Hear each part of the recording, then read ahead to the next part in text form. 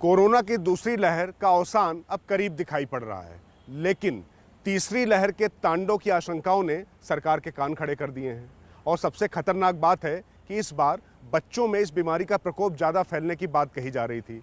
इसी के मद्देनज़र सीबीएसई या जो अन्य परीक्षाएं हैं बच्चों की, वो रद्द कर दी गई। इसका फैसला प्रधानमंत्री नरेंद्र मोदी ने खुद लिया, क्योंकि शिक्षा मंत्रालय यानी मानव संसाधन विकास मंत्रालय इस पक्ष में पहले नहीं था। लेकिन वैश्विक रिपोर्ट, नीति नियंताओं और जो बड़े चिकित्सा जगत के नामी गिरामी लोग थे, उनसे चर्चा करने के बाद पीएम मोदी ने देश के भविष्य को सुरक्षित रखने के लिए यह फैसला लिया। आप सब स्वस्थ हैं?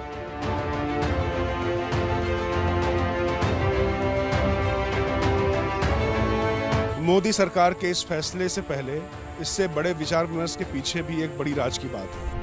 दरअसल कोरोना की पहली लहर में केंद्र सरकार ने व्यवस्था अपने हाथ में रखी, लेकिन दूसरी लहर की दस्तक में निर्णय का अधिकार राज्यों को दिया। उसके परिणाम ये हुए कि दूसरी लहर इतनी बेकाबू हुई कि उसे संभालते संभालते आफत आ गई और सरकार की छवि पर जो डेंट लगा सो अलग। लिहाजा तीसरी लहर की आहट मिलते ही पीएम मोदी एक्शन में आए और देश के बड़े संस्थानों से उन्होंने खुद विचार विमर्श शुरू किया। पूरे देश में बच्चों और उनके अभिभावकों का जोर था कि किसी भी तरीके से इस बार परीक्षाएं हों। ज़्यादातर अभिभावक इस मत के थे और बच्चे भी परीक्षाएं चाहते थे, और मानव संसाधन विकास मंत्रालय भी इसका हामी था। लेकिन कोरोना की विभीषिका कहीं बच्चों को अपने आगोश में ना ले ले, ये चिंता चिकित्सा जगत को लगी हुई थी। तो लगातार इसको लेकर विरोधाभासी बयान और बातें भी आ रही थी।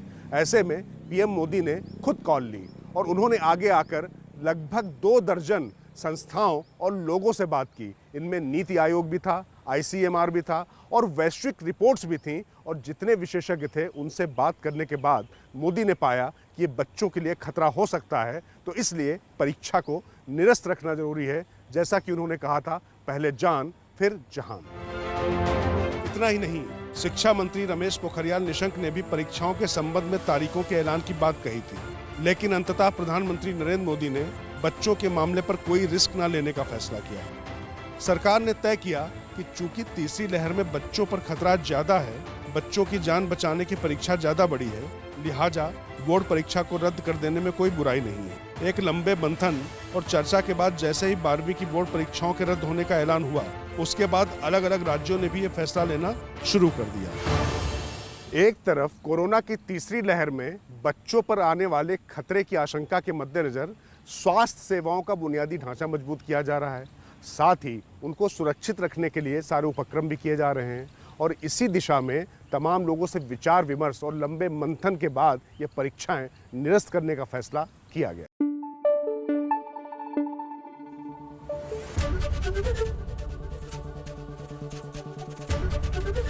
एबीपी न्यूज आपको रखे आगे।